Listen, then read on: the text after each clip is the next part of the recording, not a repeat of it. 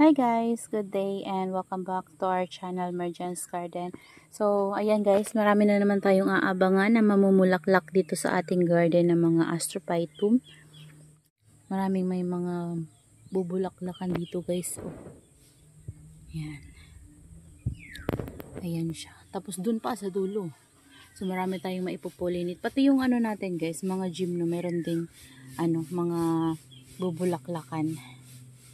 Ayan. So, ito na munga siya. Ayan, may bunga. And yung, ano pala nito guys, yung bunga nito, tsaka ito, na tawag dyan, nalaglag na. So, dito, tinanim ko sila. Bali, nilagay ko lang siya dyan sa pot na yan. Tapos, lagi kong binabasa-basa para mabuhay. Ayan. Kita nyo ba guys? Ayan. Ay, nabulok yung isa. Ay, hindi naman. Hindi naman guys. Yung ano lang, yung niya. Balot niya yung nabubulok. Tanggalin na natin. So, first time kong makabuo ng bunga nito. So, pag-pollinate ko sa kanila. So, sana parami natin to guys. Kasi ito yung Mirio ng mga Astrophytum. Yan. Importante, lagi lang sila guys na babasa-basa para mabubuhay sila. Ayan. Sana tumamulaklak din guys. So, parang meron siyang bubulaklak. Ayan. So, kagabi guys, and nag-start ako hapon. Pag, talaga ng init, nag-start ako dito mag-ayos, tapos maglinis na rin dito sa garden niya. Nakapagwalis na ako. Kaya wala na mga kalat. And, nag-rearrange tayo dito. Ayan. Kung papansin nyo, wala na yung dito guys, kasi tinanggal ko. Tapos yung mga natin, doggy's tail na nandun sa big pot guys na nandito, tinanggal ko guys kasi hindi talaga nila kinakaya yung init. So nagsisi ako na nilagay ko sila dyan kasi guys pumangit talaga. Pumangit sila kasi yung mga leaves nila guys nagsituyuan kasi sa sobrang init nasisira. So yung mga leaf propagation ko talaga sa ilalim halos ubos na. Ginawa ko, nanguha ko ng cuttings kahapon. Papansin nyo dito guys, oh. Diba ang haba na ng mga to? Kinuha ko yung mga nandito na nakahang na guys, oh. Yan, marami ako nakuha na cuttings kahapon. Dito, tsaka dun sa isa. Yan, dun sa isa natin. Kaya hindi na siya mahaba kasi kinuha ko guys. Kagaya nito guys, oh.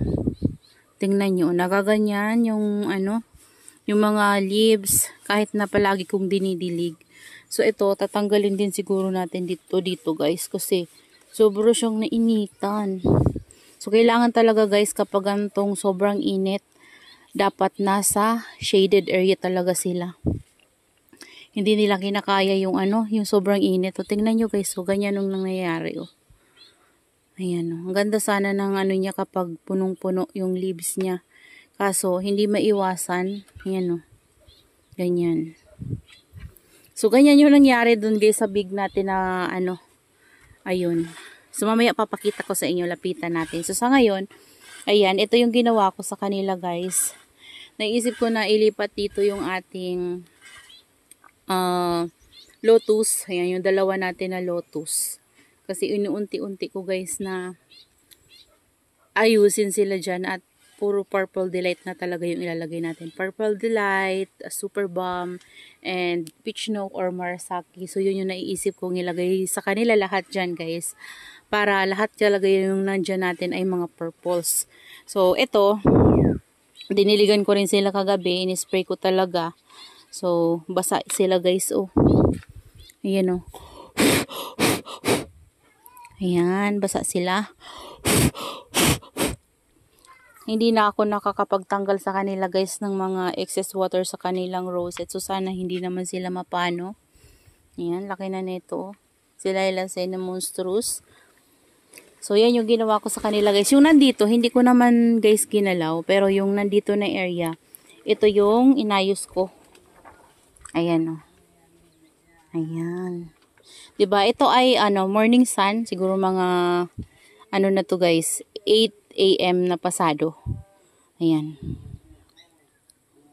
Nilipat ko dyan yung lotus. Kasi dito, naisip ko nga na ilagay yung natin, purple delight natin.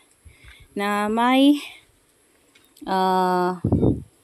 burrito. Ayan, kasi napapabayaan ko siya dun guys. So, ang nangyayari, nakukulubot yung mga burrito natin. Hindi sila nadidiligan.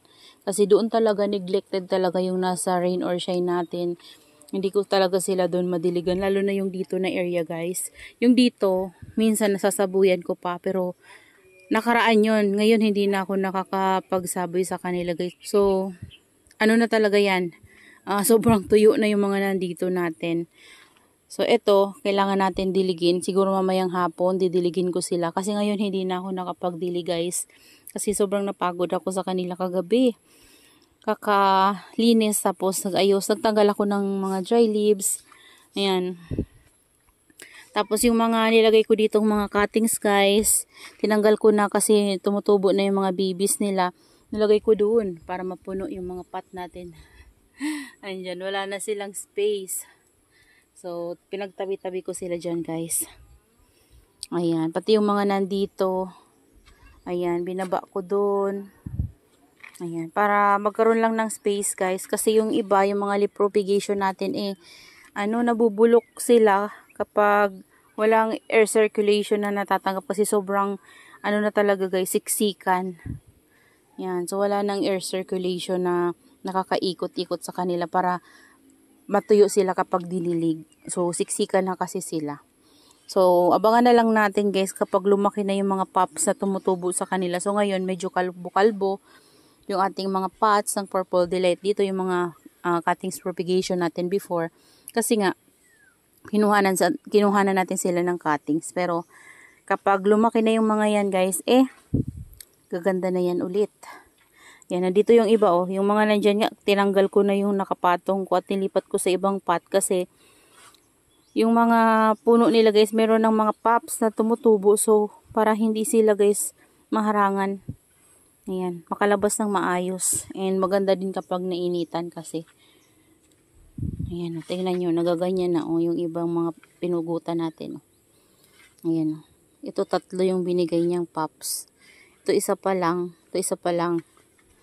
Pero meron ng mga pops guys. Ayan, dito. Pero merong bumigay guys. Ito. Ay hindi. Sa pinakatap lang siya bumigay. Pero yung puno niya guys hindi Magpapops yan. Yan kasi yung mga nakat natin tapos nabasa ko sila guys kasi nag-spray ako sa taas. So sila dito nabasa-basa. So ganun yung nangyayari pero hindi naman natuluyan. Kasi sa taas lang sila guys na ganun. Sa baba hindi naman.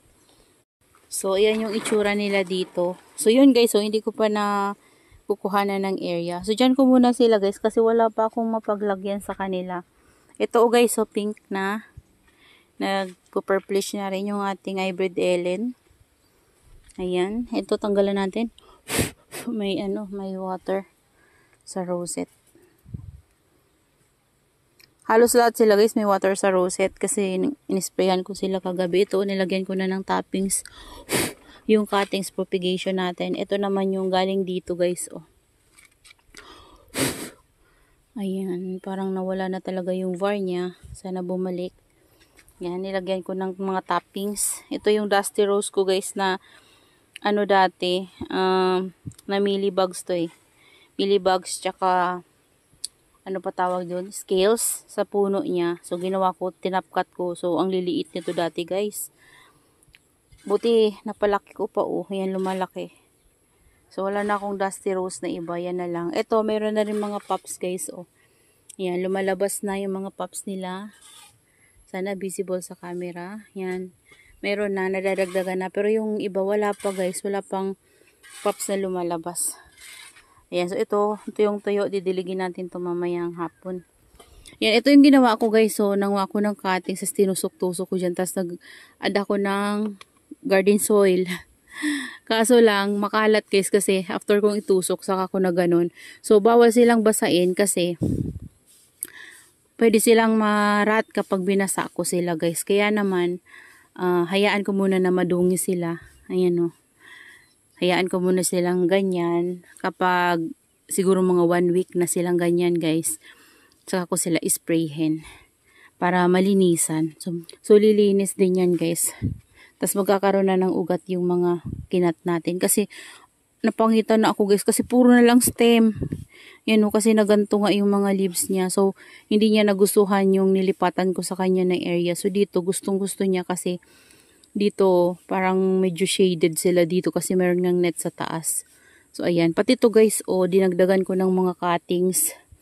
Yan o, tas nagad ako ng garden soil. Di ko rin, nalinisan. Saka na lang din guys, pagsasamahin ko na lang sila pag-sprayhin kapag siguro mga 1 week na para, safe sila guys. Hindi sila marat kasi nga, sugat pa yung pinagpugutan natin. Tas yung dito guys, kinat ko. Di ba naggagano na yan, nagpo-fall na yung nandyan. Di ko alam, dito ata, ito ata yun. Dito ko basta nilagay yung pinutol ko dyan guys. Ito pa nga oh. Oh. Tapos yan. Tapos yung Aron P ko dito guys, kinuha ko, nilagay ko sa loob. Tapos, di ba parang nalaglag itong pot na to guys. Oh. Nalaglag sa ano niya. Ay ito, si Mendoza. Nalaglag sa pot ni Aron P. So, nabungkag yung ano niya guys, yung gitna. So, namatay yung iba. So, ginawa ko, nagad ako ng soil. Yung soil dito guys, ay nilagay ko sa kanya. Tapos, nanguha ko ng cuttings doon. Ayan o. Kalbo na guys yung Aron P natin dito. Ayan o, kahapon lang yan. So, nandun sa loob yung Aron P natin. So, pakita ko sa inyo guys. Ayan, init. Grabe. Ayan, ito pa pala guys. Oh, labas ko nga kasi para mainitan siya. Ayan, di ko pa alam kung saan ko siya ilalagay. Ayan. Yung ating pink puppet. Ay, hindi.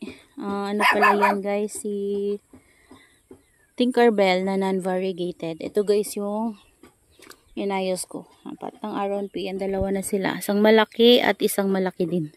Ito sobrang laki pala. Ito yung mga natira oh. Yung dito talaga nasira guys. Kasi nasaktong dyan nakalagay yung yung pot ng Mendoza natin. Nasira yung mga ganito na putol-putol.